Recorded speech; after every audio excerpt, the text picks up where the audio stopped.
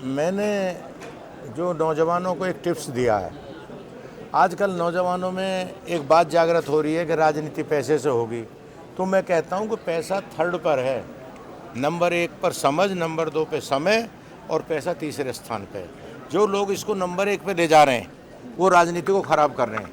मेरा आरोप है, मैं साफ तौर से कहना चाहता हूं, मैं चौधरी चरण सिंह का शिष्य हूं, मैं गांधी जी को आदर्श मानता हूं, मैं बाबा भीमराव अंबेडकर को आदर्श मानता हूं कि जो पैसे को नंबर एक पर राजनीति में ला रहे हैं और जो पैसे के आधार पर राजनीति कर रहे हैं, मैं उसका खुला विरोध करता हूं। और मैं कहता हूं कि समय के साथ समझ के साथ समय लगाओ।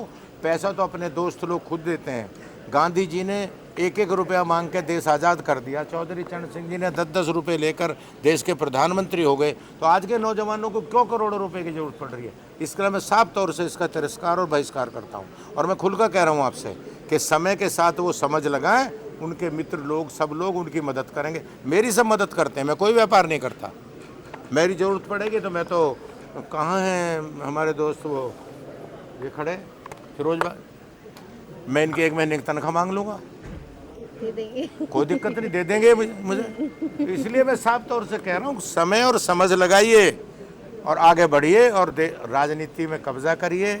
नौजवानों को, महिलाओं को, अति पिछड़ों को हम आमंत्रित करते हैं कि वो आगे आएँ और लोक दल में अपना स्थान लें और लोक दल के जरिए विधानसभाओं में और लोकसभाओं में स्थान लें। ये मैं आह्वान करने आ जाया हूँ। तीसरा मोर्चा बनाने की बात है। राजस्थान में 2 ही सरकारें लगातार बरसों से चली आ रही है, बीजेपी और कांग्रेस। क्या लगता है कि अब आरएलडी आगे तक बढ़ पाएगी और संगठन मजबूत होगा? देखिए, हम पहले भी राजस्थान में मजबूत रहे। स्वर्गीय दौलतराम सारंग चौधरी चरण सिंह जी के अध्यक्ष रहे, नाथूराम मिर्धा जी चौधरी चरण सिंह जी के अध्यक्ष रहे लोकदल के, यदुनाथ सिंह अध्यक्ष रहे लोकदल के। बहुत लोगों का मैं नाम ले सकता हूँ। लोकदल बड़ा मजबूत रहा, हमारे बहुत एमएलए रहे, 9-9, 10-10 हमारे गठबंधन में हमारे मिनिस्टर रहे। तो वही स्वरूप लोकदल का लौटेगा, ये मैं आपसे आश्वासन करता हूँ।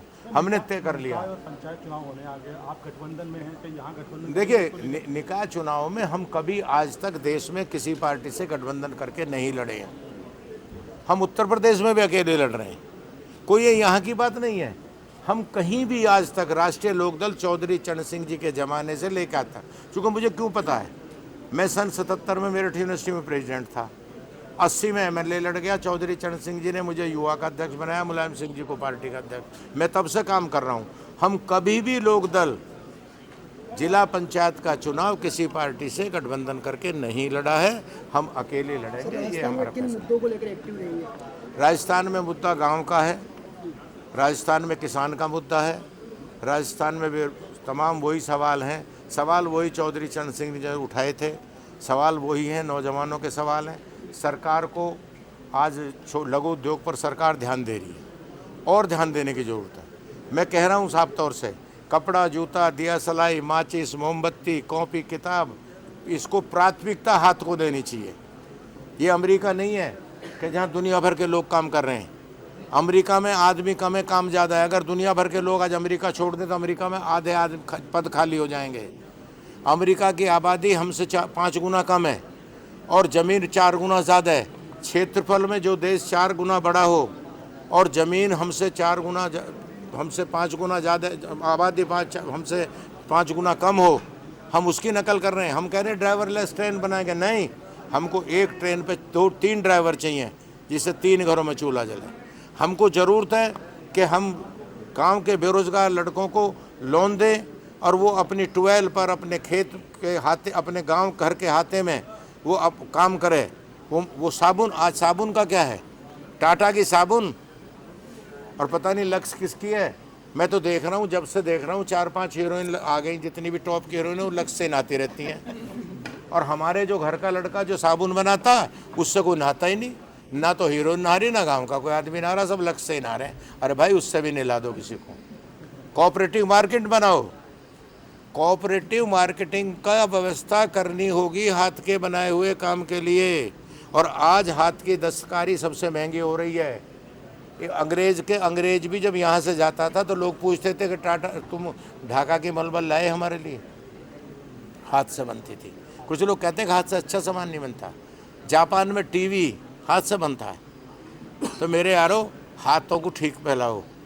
जो चौधरी चरण सिंह और जो गांधी कहते थे, गांव को ताकत दो, हाथ को ताकत दो, खेत को पानी दो, यही सवाल है, यही सवाल खड़े करने, इन्हीं सवालों को हल करना। वैसे राजस्थान में बेरोजगार और भ्रष्टाचार जो अहम मुद्दे रहे हैं, इसको लेकर के आप देखिए, बेरोजगारी तो आबादी बढ़ रही है और उसका ख़त्म करने का एक ही तरीका लघु उद्योग लगाना। उसका रास्ता मैं आपको बता रहा हूँ, इसका कोई रास्ता नहीं है। और सरकार कोई भी हो, कल को अनिल जी जयंत चौधरी को प्राइम मिनिस्टर बना दो, मुझे कुछ बना दो, अगर हम लघु उद्योग लगा देंगे। और आज होड़ हो रही है कि बड़े उद्योग लगाओ, एक बटन दबता, एक आदमी बटन दबता, 1000 आदमियों की नौकरी खा जाता। क्यों नहीं उनको एक लड़के को 20 लाख रुपए दो, वो अपनी पत्नी को काम देगा, अपने भाई को देगा, अपने दोस्त को देगा, गांव वालों को देगा। वो सब ठाली बैठे हैं। उनको बेरोजगारी अपराध की जंडी है। अपराध बेरोजगारी की जड़ से निकलता है। अगर अपराध रोकने हैं तो काम देना होगा।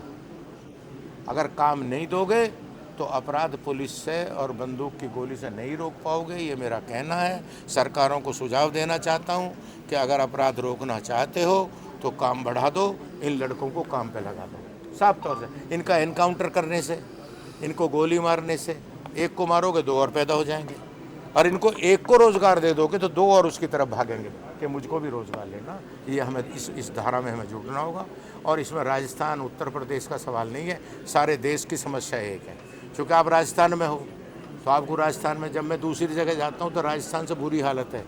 माफ़ करना, आप अच्छे हो, मैं राजस्थान के लोगों की तारीफ़ करके जाना चाहता हूँ। भले हो, अच्छे हो, ईमानदार हो, कम गुंडई हो, और सारे देश में आपसे ज़्यादा है। इसलिए हम ज़्यादा परेशान हैं, आप कम परेशान हो। ज़्यादा परेशान मत हो, आपसे ज़्यादा उत्तर प्रदेश वाले परेशान हैं, इसलिए आपसे ज़्यादा बहुत परेशान हैं। आप अच्छे हो, बस इतना मैं कह रहा हूँ। संख्या में हमारे नए साथी जुड़े हैं, सदस्यता अभियान के तहत जुड़े हैं। उसके साथ साथ हम लोगों ने आज लीडरशिप ट्रेनिंग कैंप रखा है, जिसमें हमारे नेता आदरणीय श्री त्रिलोक त्यागी जी, हमारे माननीय मंत्री कैबिनेट उत्तर प्रदेश श्री अनिल जाटव जी, और हमारे साथ में सगीर साहब जो हमारे राष्ट्रीय महासचिव हैं, वो पधारे हैं। आपने जो कार्यकर्ता साथी, जो पदाधिकारी साथी हैं, उनको एक ट्रेनिंग दी है, लोकदल के बारे में विस्तार से बताया है, नियमों का बताया है, किस तरह से हमें आगे भविष्य में बढ़ना है। मैं 2-3 चीज़ें आपसे कहना चाहूँगा विशेष रूप से कि राष्ट्रीय लोकदल का मुझे प्रदेश अध्यक्ष नेतृत्व ने बनाया है, जो हमारा हाईकमान है उसने बनाया है। उसके बाद एक के बाद एक कार्यक्रम हमने शुरू कर दिए हैं। इन कार्यक्रमों के तहत बड़ी रैलियां हम अभी 5 अक्टूबर को बयाना में करने जा रहे हैं, जिसमें हमारे नेता श्री जयंत चौधरी जी जो अध्यक्ष हैं वो उसमें आएंगे। उसके बाद अक्टूबर के बाद में नवंबर महीना आएगा, उसमें हम लगभग 50,000 की रैली भीलवाड़ा में हम करने जा रहे हैं। और 23 दिसंबर का चौधरी चरण सिंह जी जो हमारे आदर्श हैं, जो संस्थापक हैं, उनकी जयंती आती है। 23 दिसंबर का भी हम बड़ा कार्यक्रम लाखों की संख्या में हम राजस्थान में करने। एक बात रह गई, अभी हम 2 अक्टूबर गांधी जयंती से और 31 अक्टूबर पटेल जयंती तक एकता यात्रा निकाल रहे हैं।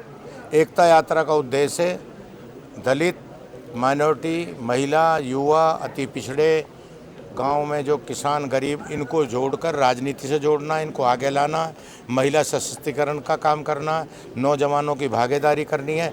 जयंत चौधरी के 6-7 रैली लगी हुई हैं, अनिल कुमार जी की हमारी 15-15, 20-20 रैली लग रही हैं। हम हर जगह जा रहे हैं।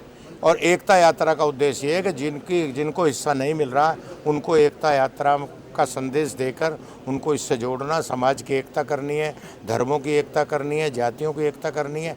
ये संदेश लेकर हम गांधी जी जयंती पे जा रहे हैं और इसको पूरे प्रदेश में नहीं, देश भर में चला रहे हैं। जयंत चौधरी जी 5 को राजस्थान में हैं, 6 तारीख को भुवनेश्वर में हैं, 3 तारीख को वो हैदराबाद हैं, सोनीपत वो जा रहे हैं, अमरोहा जा रहे हैं, आगरा जा रहे हैं, बस्ती पटेल जयंती मना रहे हैं पूर्वांचल में। इसलिए पूरे 14 राज्यों में हमारा संगठन बन चुका है। हम 14 राज्यों में राष्ट्रीय लोकदल का संगठन बन चुका है और ये एकता यात्रा का प्रोग्राम पूरे महीने चलेगा। हर जिले में कार्यकर्ता मीटिंग होंगी, सम्मेलन होंगे और उद्देश्य मात्र एक ही है कि जिनको हक नहीं मिला है, आज महिलाओं की सबसे आगे लाने की जरूरत है। उनका 33% आरक्षण हो गया, हम अपनी पार्टी में उनको नहीं रखेंगे तो कैसे उनको MLA MP बनाएंगे? हम नौजवानों को नहीं आगे लाएंगे तो कैसे बनाएंगे? अति पिछड़ों को, दलितों को, जिनके साथ हज़ार साल से अत्याचार हो रहा है, उनको आगे नहीं लाएंगे तो हम कैसे अपनी पार्टी बनाएंगे? इसलिए हमने तय किया है कि 2 अक्टूबर से लेके 31 अक्टूबर तक पूरे देश में एकता यात्रा निकाली जाएगी और उन लोगों को उसके लिए लोगों को प्रेरित किया जाएगा कि इन्हें आगे बढ़ो, पार्टी से लेके सरकार तक उनको मिलाने का काम करेंगे। ये क्योंकि आज से जीएसटी बचत उत्सव शुरू हुआ है, क्या लगता है कि किस तरह लोगों को या व्यापारियों को फायदा होगा? दावा ये किया जा रहा है, क्या वास्तव में लोगों को फायदा मिल पाएगा? आप इसमें नहीं, ये तो देखो स्पष्ट है, स्वतः ही स्पष्ट है। जो बड़ा स्लैब था 12 से लेकर 28 तक का वो समाप्त हुआ है और 5 से लेकर 18 तक का स्लैब आया है, तो निश्चित रूप से लाभ होगा सभी को, सभी व्यापारी को लाभ होगा, किसान को भी इसमें लाभ है, जो छोटा वर्ग है उसको भी लाभ है। तो बहुत सारी चीज़ों पे टैक्स कम हुआ है, तो इसका सीधा लाभ जनता को होने जा रहा है। यूपी में बुलडोजर चलाने की बात है कि लगातार बुलडोजर को लेकर चलते अपराध भी कम हुए हैं या दावा किया जा रहा है, लेकिन क्या लगता है कि इस बुलडोजर से सारी समस्याओं का अब तो ये मुद्दा तो पुराना हो गया, तो उत्तर प्रदेश में तो नया नहीं है, ये तो बहुत पुरानी बात होगी बुलडोजर वाली। और बुलडोजर की जो प्रक्रिया है ना, मान लो कहीं कोई बुलडोजर वाले चलने की बात आती है तो कोई कानूनी प्रक्रिया है, कहीं मान लो परीक्षण के बाद में कोई बात ऐसी आती है, कहीं कोई चीज़ डेमोलिशन करने की, तो होता है, उसको विपक्ष जो है मुद्दा बनाता है, इसके अलावा कुछ नहीं है। क्योंकि विपक्ष के पास कोई मुद्दे नहीं है, मुद्दे विहीन विपक्ष है पूरे देश के अंदर। उत्तर प्रदेश में भी ऐसा ही है कि कोई मुद्दा उनके पास नहीं है, वो इस तरह के जो नई बातें आती हैं उनको मुद्दा बनाने की कोशिश करते हैं, लेकिन और उसको ज़मीन पर जनता जो है सिरे से निकाल देती है। वोट चोरी का मामला राहुल गांधी लेकर आए, वो कह रहे हैं कि यूपी में और जो अन्य जगह सरकारें बनी है वो केवल वोट चोरी से बनी है। कैसे बनी है बताओ? जहाँ वो जीत जाते हैं वहाँ तो इस बात को नहीं कहते, जहाँ वो जीतते हैं वहाँ इस बात को नहीं कहते। और जो ये जो प्रक्रिया है एसआईआर की जो प्रक्रिया है, ये 2003 में पहले भी हुई है, पूरे देश में अब होने जा रहा है इतने दिन बाद। और इसमें जो वोट कट का मामला है, क्या इस स्पेसिफिक किसी वर्ग की वोट काटी जा रही है क्या? ऐसा नहीं है। मान लो मेरी वोट कहीं दूसरी जगह भी है, तीसरी जगह भी है, तो संवैधानिक अधिकार मेरा ये है, मुझे एक मेरी वोट होनी चाहिए, वो एक किसी भी एक जगह हो। तो उसी प्रक्रिया के तहत जो है, और वो फिर इंडिपेंडेंट संस्था है, वो एक एसआईआर के माध्यम से रिफॉर्म कर रही है, तो होना चाहिए, उसमें क्या दिक्कत है? नवनियुक्त जिलाध्यक्ष हमारे दिनेश सर